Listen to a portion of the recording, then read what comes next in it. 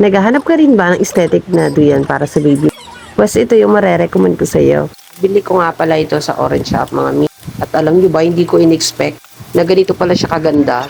Medyo nahirapan nga lang yung partner ko kasi walang manual guide na nakalagay doon. Nagkaroon lang kami ng konting aberya kasi yung ibang mga bakal nagkaroon ng yupe. Pero since kompleto naman yung mga tools niya, nagawan na ang paraan ng partner ko.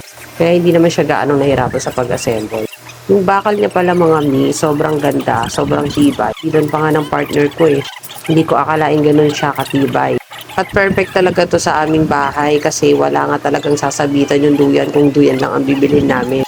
Kaya satisfied talaga ako na merong ganitong mga set ng duyan. At para di na rin ako namumroblema palagi kasi si baby sobrang likot. Pag nilalapag ko siya sa kama namin, nagsiswing, mumunti ka na siyang malaglag.